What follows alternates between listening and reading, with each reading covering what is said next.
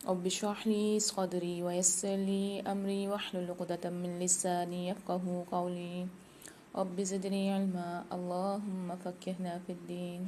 آج ہم سورہ بقرہ کی آیت نمبر 161، 162 اینڈ 163 پڑھیں گے انشاءاللہ۔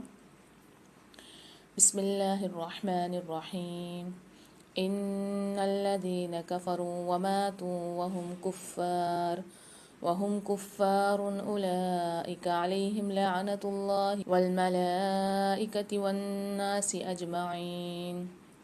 ان الذين میں نون پر مشدد ہے اور لام پر بھی، دونوں کو سختی اور جماعت کے ساتھ پڑھیں گے اور نون میں غنہ کر کے پڑھیں گے، یعنی ناک میں تھوڑی دیر آواز کو رکھیں گے۔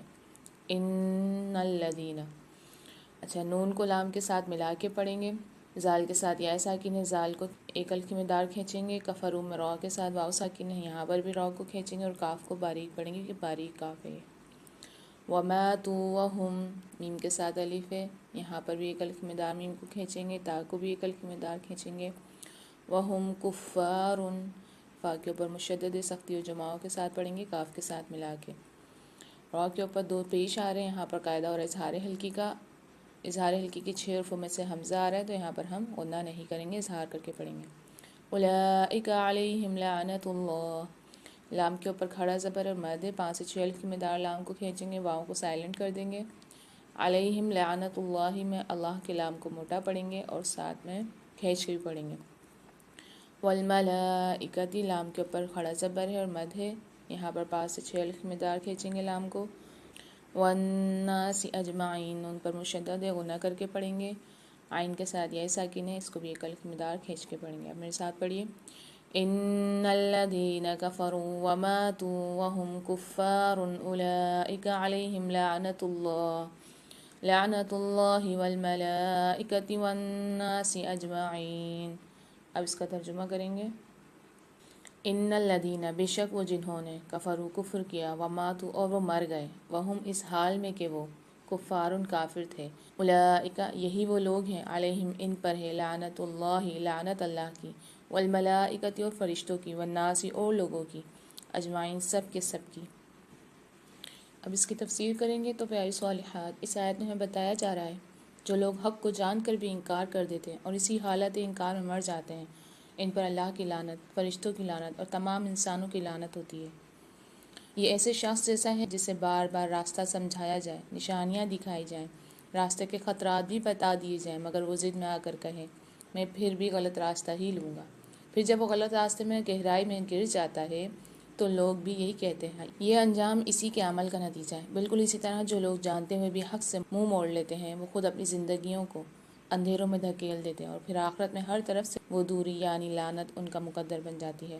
ان الذین کفروا، بے شک وہ لوگ جنہوں نے کفر کیا، حق کو جان کر بھی انکار کرنا، ضد میں آ کر سچائی نہ ماننا، جیسے کوئی ڈاکٹر کی رپورٹ دیکھ کر بھی کہے مجھے کچھ نہیں ہوا جبکہ حقیقت سامنے ہو۔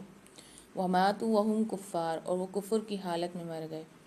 توبہ کی مہلت ختم، واپسی کا دروازہ بند، آخری سانس تک ضد پر قائم رہے، جیسے کوئی غلط عادت، نشہ، ظلم کرنا چھوڑے بغیر دنیا سے چلا جائے، اس کا نقصان اسی کے ساتھ جاتا ہے۔ اولئک علیہم لعنت اللہ، ایسے لوگوں پر اللہ کی لعنت ہے، اللہ کی رحمت سے محرومی ہے، دل سخت ہو جاتے ہیں، خیر سے دور ہو جاتے ہیں۔ جیسے کوئی استاد یا والدین بھی ناراض ہو جائیں تو انسان خود کو تنہا محسوس کرتا ہے، اب اللہ ناراض ہو جائے تو کیا حال ہوگا۔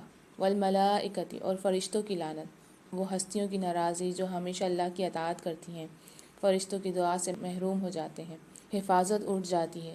والناس اجمعین، اور تمام انسانوں کی لعنت، دنیا میں لوگ اس کے اعمال سے نفرت کرتے ہیں، برائی کرنے والے کا نام اچھا نہیں رہتا، لوگ اس پر رحم نہیں بلکہ ناپسندیدگی ظاہر، جیسے فرعون، نمرود، ابو جہل، آج بھی لوگ انہیں یاد کرتے ہیں تو صرف برائی کے لیے۔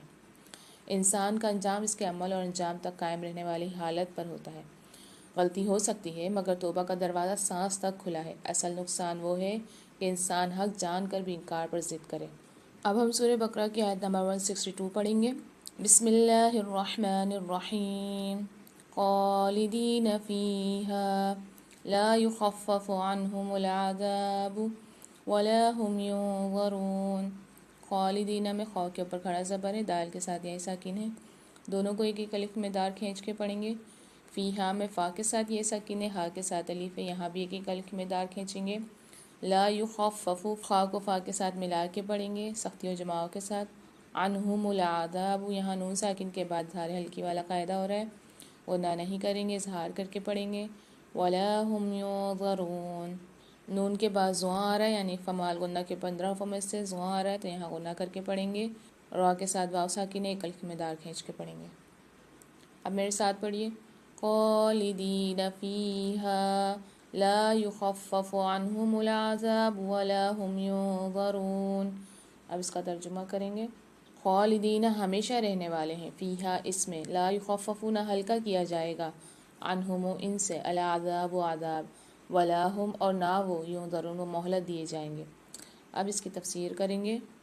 تو پیاری صالحات، اس آیت میں ہمیں بتایا جا رہا ہے کہ اس دائرۂ لعنت سے نکلنے کی ایک صورت ہے کہ یہ لوگ اپنی سابقہ کوتاہیوں سے تائب ہوں اور آئندہ لوگوں کے سامنے حق کو صاف طور پر بیان کریں، جیسا کہ عبداللہ بن سلام اور صہیب رضی اللہ عنہما نے کیا تھا.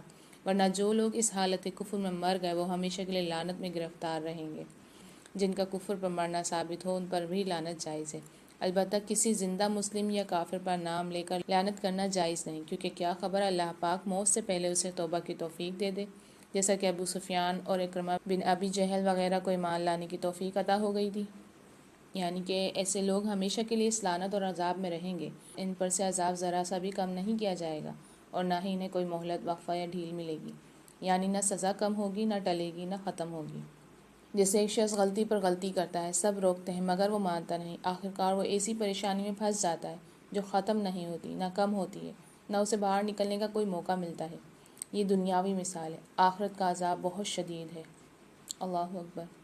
جیسے امتحان میں وقت ختم ہو جائے پھر کہے سر تھوڑا وقت اور دے دیں، لیکن وقت ختم ہو چکا ہوتا ہے، کچھ نہیں ملتا، کوئی اضافی منٹ بھی نہیں. آخرت میں بھی کوئی دوسری مہلت نہیں ملے گی. خالدین فیہا، ہمیشہ ہمیشہ رہیں گے.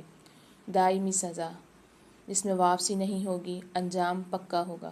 عمر قید جس میں رہائی کا کوئی امکان نہ ہوگا. لا یخفف، کم نہیں کیا جائے گا، تکلیف برقرار رہے گی، نرمی نہیں دکھائی جائے گی، عذاب جو کا تو ہوگا، ایسے درد کی طرح جو ختم نہ ہو، نہ دوا کام کرے نہ آرام ملے. عنہم العذاب، عذاب کم نہیں ہوگا، سزا مسلسل ملتی رہے گی، تکلیف جاری رہے گی، راحت نہیں ملے گی. جیسے جرم کی سزا پوری کرنی ہو، کمی کی اپیل رد ہو جائے. ولا هم ینظرون، انہیں مہلت نہیں ملے گی، وقت نہیں دیا جائے گا، وقفہ نہیں ملے گا.